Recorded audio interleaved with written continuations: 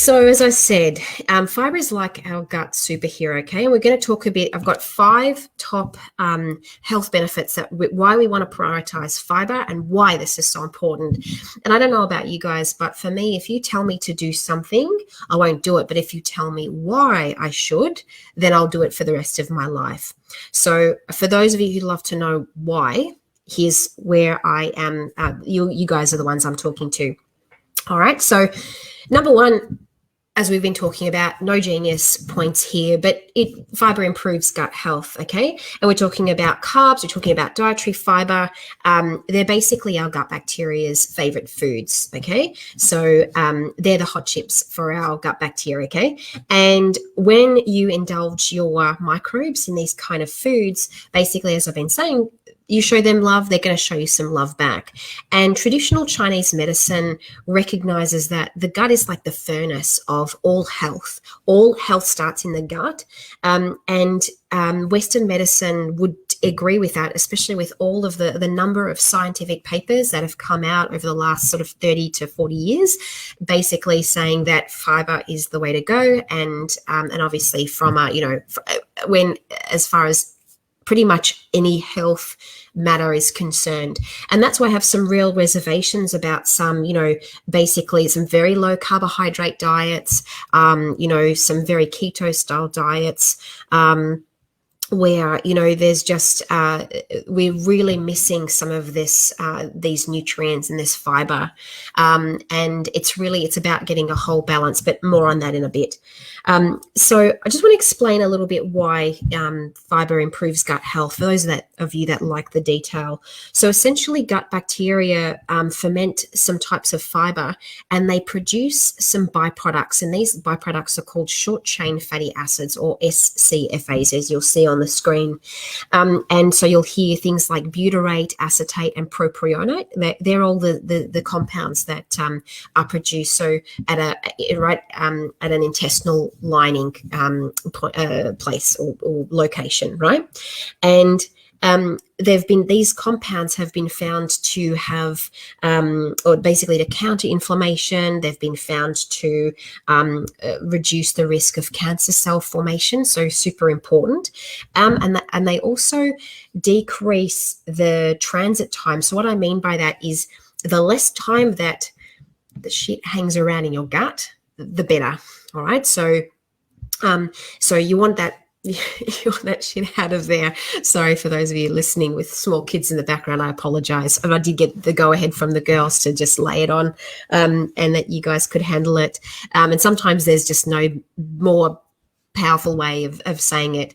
And so we know also that these particular compounds that our gut bacteria produces, so these short chain fatty acids, they're really important in being able to help us absorb particular nutrients. And we know that the type of fiber that you eat and the amount will change your bacterial profile, but also your microbial diversity, which is really important.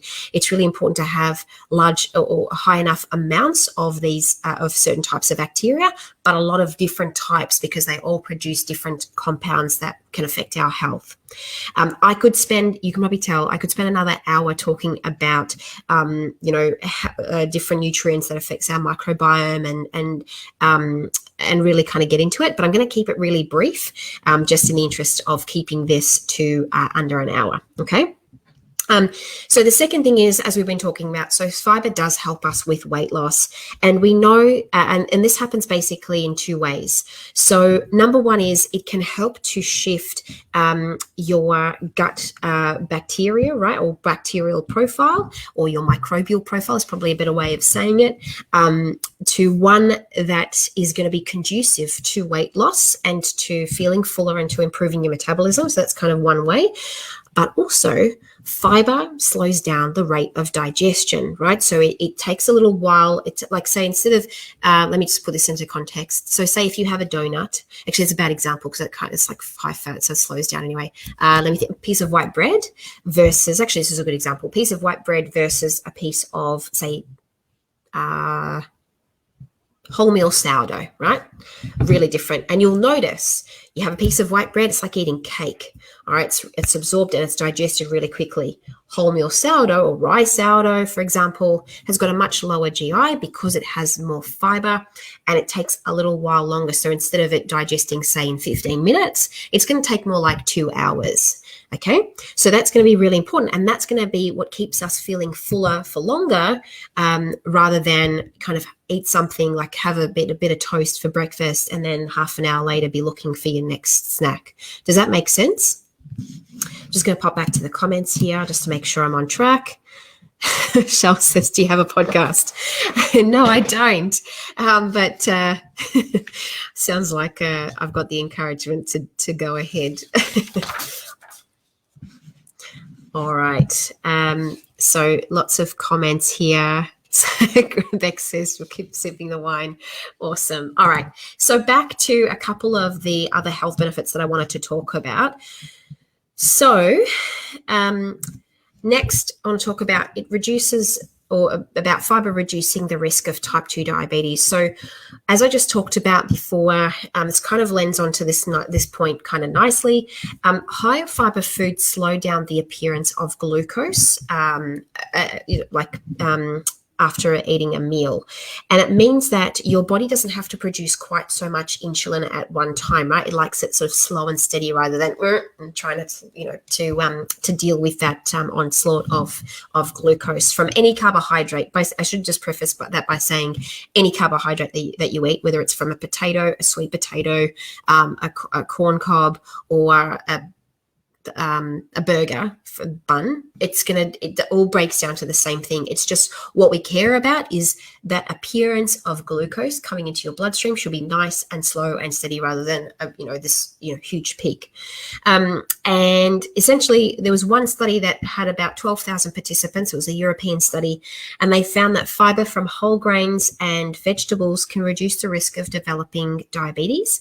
And the other thing that's important to note here is that we know that there is an inflammatory cause, right, behind type 2 diabetes that can stem from poor gut health, because poor gut health increases inflammation, which then, obviously lends itself to a really poor metabolic profile. So one of the things that we think is happening is if we can look after our gut bacteria now, it's going to help with our managing inflammation markers, and then obviously have knock-on health benefits. So again, love on the microbes that love on you. It's kind of the theme here. The other benefit is that it can, high fiber foods can protect your heart. And so as we've talked about, right, so some of the production of these short chain fatty acids can actually have a cardioprotective effect. And it can also affect your cholesterol and also your blood sugar, which are all part of the heart story as well. And it's interesting that these compounds that are produced by our microbes can also basically cause things like sugar and cholesterol to form a bit of a gel in your gut and actually stop you from absorbing them, which is pretty cool. So again, fiber is the way to go.